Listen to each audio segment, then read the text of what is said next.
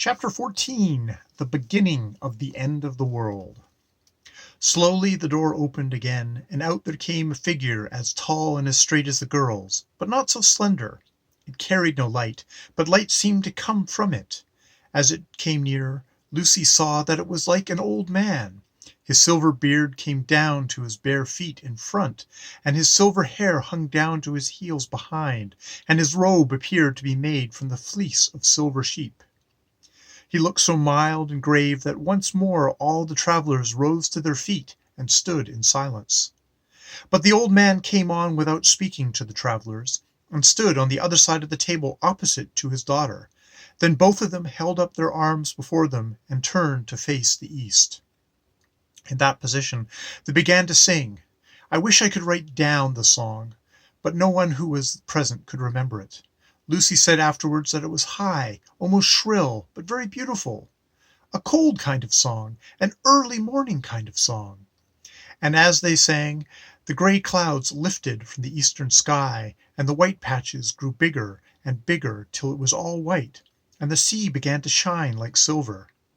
And long afterwards, but those two sang all the time, the east began to turn red, and at last, unclouded, the sun came up out of the sea, and its long level ray shot down the length of the table on the gold and silver and on the stone knife.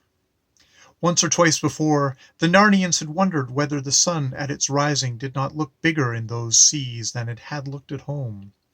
This time they were certain. There was no mistaking it, and the brightness of its ray on the dew and on the table was far beyond any morning brightness they had ever seen. And as Edmund said afterwards, though lots of things happened on that trip which sound more exciting, that moment really was the most exciting. For now they knew that they had truly come to the beginning of the end of the world. Then something seemed to be flying at them out of the very center of the rising sun, but of course one couldn't look steadily in that direction to make sure. But presently the air became full of voices which took up the same song that the lady and her father were singing, but in far wilder tones in a language which no one knew. And soon after that the owners of these voices could be seen. They were birds, large and white, and they came by hundreds and thousands and alighted on everything, on the grass and the pavement, on the table, on your shoulder, your hands, your head, till it looked as if heavy snow had fallen.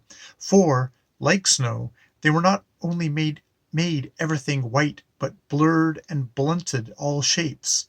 But Lucy, looking out from between the wings of the birds that covered her, saw one bird fly to the old man with something in its beak that looked like a fruit, unless it was like a little live coal, which it might have been, for it was too bright to look at, and the bird laid it on the old man's mouth.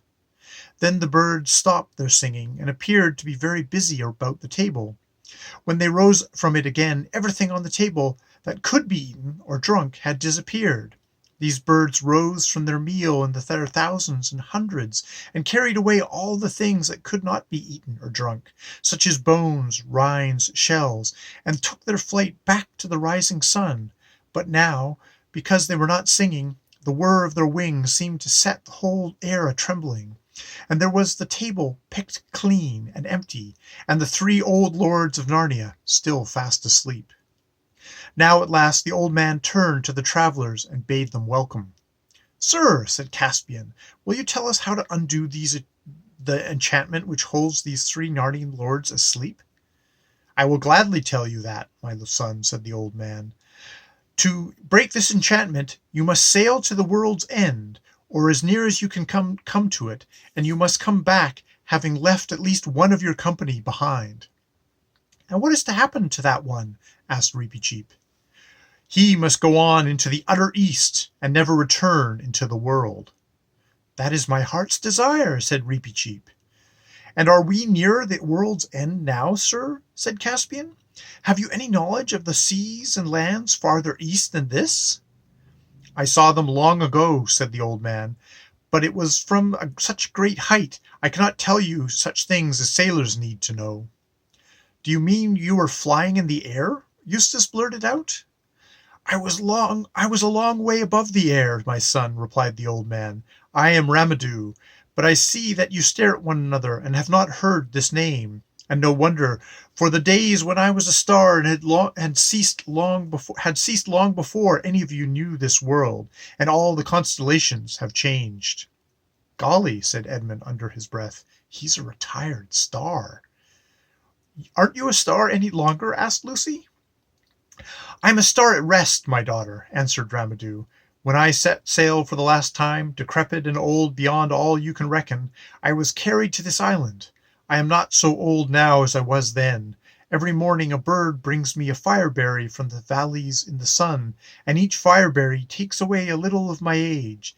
And when I have become as young as the child that was born yesterday, then I shall take my rising again, for we are at earth's eastern rim, and once more tread the great dance."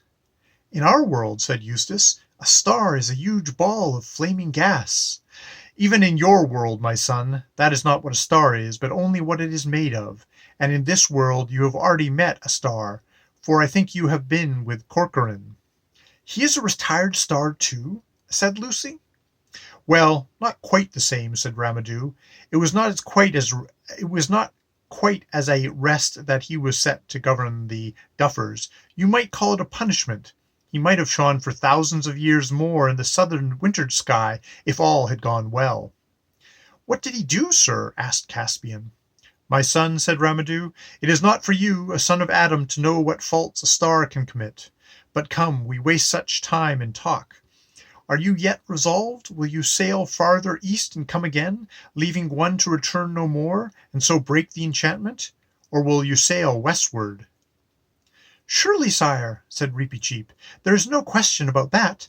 It is very plainly part of our quest to rescue these three lords from enchantment."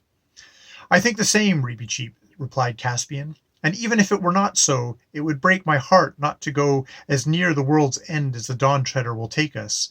But I am thinking of the crew. They signed on to seek the seven lords, not to reach the rim of the earth. If we sail east from here, we sail to find the edge, the utter east, and no one knows how far it is. They're brave fellows, but I see signs that some of them are weary of the voyage, and long to have our prow pointing towards Narnia again. I don't think I should take them farther without their knowledge and consent. And then there's the poor Lord Roop. He's a broken man." "My son," said the star, "it would be no use, even though you wished it, to sail for the world's end with men unwilling or men deceived. That is not how great unenchantments are achieved. They must know where they go and why. But who is this broken man you speak of?" Caspian told Ramadou the story of Roop. "I can give him what he needs most," said Ramadou. "In this island there is sleep without stint or measure, and sleep in which no faintest footfall of a dream was ever heard. Let him sit beside these other three and drink oblivion till your return." "Oh, let's do that, Caspian," said Lucy. "I'm sure it's just what he would love." At that moment they were interrupted by the sound of many feet and voices. Drinian and the rest of the ship's company were approaching. They halted in surprise when they saw Ramadou and his daughters, and then, because they were obviously great people, every man uncovered his head. Some sailors eyed the empty dishes and flagons on the table with regret. "My lord," said the king to Drinian, "pray send 2 men back to the Dwn Trdr with a message to Lord Roop. Tell him that the last of his old shipmates are here, asleep without dreams, and that he can share it." When this had been done, Caspian told the rest to sit down and laid the whole situation before them. When he had finished there was a long silence and some whispering, until presently the master bowman got to his feet and said, "What some of us have been wanting to ask for a long time, your majesty, is how we're ever to get home when we do turn, whether we turn here or somewhere else. It's been west and northwest winds all the way, bearing an occasional calm. And if that doesn't change, I'd like to know what hopes we have of seeing Narnia again. There's not much chance of supplies lasting while we row all that way." "That's landsman's talk," said Drinian. "There's always a prevailing west wind in these seas all through the late summer, and it always changes after the new year. We have plenty of wind for sailing westward, more than we shall like from all accounts." "That's true, master," said an old sailor who was a Gelmian by birth. "You get some ugly weather rolling up from the east in January and February. And by your leave, sir, if I was in command of this ship, I'd say to winter here and begin the voyage home in March." "What do you eat while you're wintering here?" asked Eustace. "This table," said Ramadou, "will be filled with the king's feast every day at sunset." "Now you're talking," said several sailors. "Your majesties and gentlemen, and ladies all," said Reniff, "there's just one thing I want to say. There's not one of us chaps that was pressing on this journey. We're volunteers, and there's some here that are looking very hard at that table and thinking about king's feasts, who were talking very loud about adventure on the day we sailed from Carprevel, and swearing that they wouldn't come home till we'd found the end of the world. And there's some standing on the quay who would have given all they had to come with us.